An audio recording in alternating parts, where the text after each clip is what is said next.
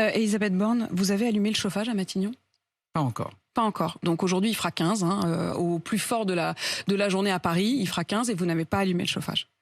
Alors cet été, nous ne mettions pas la climatisation et on va être effectivement attentif à ne pas chauffer trop tôt. Ensuite, on appliquera la règle qui s'applique depuis les années 70, d'avoir un chauffage à 19 degrés. Et on pense bien sûr à tous les Français qui, on vient de passer une semaine assez fraîche et la semaine qui s'ouvre va être assez fraîche. Il y a une partie de la France qui sera aux alentours de 15 degrés, donc nettement moins que les 19. Et ils hésitent même à allumer le chauffage, ils culpabilisent d'allumer le chauffage. Qu'est-ce que vous leur dites? Ils peuvent allumer le chauffage là? Attendez, la règle c'est de chauffer à 19 degrés, donc s'il fait 15 degrés, naturellement vous pouvez allumer votre chauffage. Je pense que, je voudrais aussi rappeler qu'on a mis en place, on a prolongé le bouclier tarifaire, je l'ai annoncé il y a près de 15 jours, qu'on prolongeait les boucliers tarifaires pour que les ménages ne soient pas trop pénalisés par la flambée des prix de l'électricité et du gaz.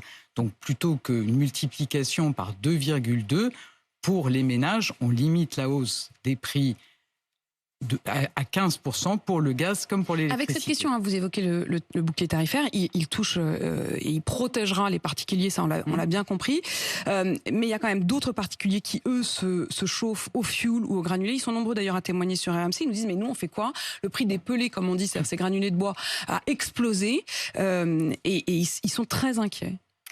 Alors, on a mis en place, et dans les textes votés cet été, une aide pour ceux qui se chauffent au fioul, et je vous confirme qu'on mettra en place une aide pour ceux qui se chauffent au bois. Personne ne comprendrait qu'on aide ceux qui consomment des énergies fossiles et pas ceux qui se chauffent au bois. Et ça arrivera vite, parce que c'est maintenant qu'ils commencent oui, mais bien sûr, mais donc, acheter leurs réserves. On va le mettre en place.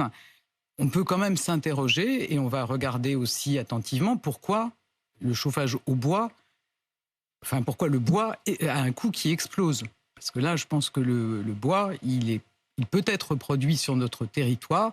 On a des forêts en France, donc ça sera aussi important de regarder si certains ne profitent pas de la crise pour augmenter inconsidérément les prix.